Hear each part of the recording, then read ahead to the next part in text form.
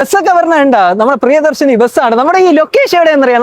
നമ്മുടെ പേയാട് തച്ചോട്ടൂർ ജംഗ്ഷനിലാണ് ഞാൻ ഇപ്പൊ നിൽക്കുന്നത്. നമ്മുടെ തച്ചോട്ടൂർ ജംഗ്ഷനിൽ നിന്ന് ഈ ഒരു വഴി ജസ്റ്റ് ഒരു 200 മീറ്റർ മാത്രം പോകുമ്പോൾ അവിടെ നിന്ന് നമ്മുടെ തിരുമല പോണ മെയിൻ ബസ് റൂട്ട് ഫ്രണ്ടേജിലാണ്. ഇവിടെ കീടിലെ നമുക്ക് റോഡ് സൈഡിൽ ഇവിടെ ഒരു 32 സെന്റ് കീടിലം പ്ലോട്ട് നമുക്ക് വിൽപ്പനയ്ക്ക് വന്നിട്ടുണ്ട്. നല്ല അടിപൊളി കരഭൂമിയാണ്.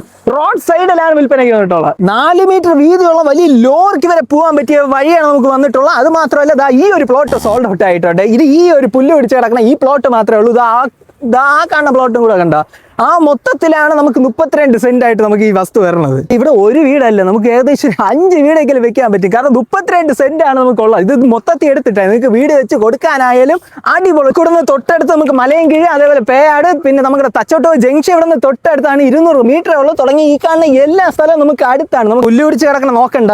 ഇതേപോലെ കിടക്കുന്ന പ്ലോട്ടാണ്. നല്ല പക്ക ഡ്രൈ ലാൻഡ് ആണ്. ഈ പ്ലോട്ട് സോൾഡ് ഔട്ട് ആയി പുല്ല് പിടിച്ച് കിടക്കണയാണ് നമ്മളത്. രാവിലെ വന്നിട്ട് ഇങ്ങനെ കൈ അണിച്ച നേരെ ബസ് പിടിച്ച് പോകാൻ പറ്റും. അതാണ് ഇതിൽ ഏറ്റവും വലിയ ഹൈലൈറ്റ്. കാരണം മെയിൻ റോഡല്ലേ, ഇവിടെ വീട് വെച്ചാൽ എന്ത് എളുപ്പമെന്ന് അറിയാമോ? രാവിലെ ഒന്ന് നടന്നാൽ മതി ബസ് പിടിക്കാൻ. അപ്പൊ മെയിൻ റോഡ് സൈഡിന് അടുത്താണ് വന്നിട്ടുള്ളത്. അപ്പൊ ഈ നമ്പറിൽ ഡയറക്റ്റ് ഓണെന്ന് വിളിച്ചിട്ട് ഡയറക്റ്റ് തന്നെ സെറ്റ് ആക്കാൻ പറ്റും. മെയിൻ റോഡിനടുത്ത് ഇതേപോലെ ഒരു പ്ലോട്ട് നമുക്ക് തച്ചോട്ട് അവർക്ക് കിട്ടാൻ പാടാണ്.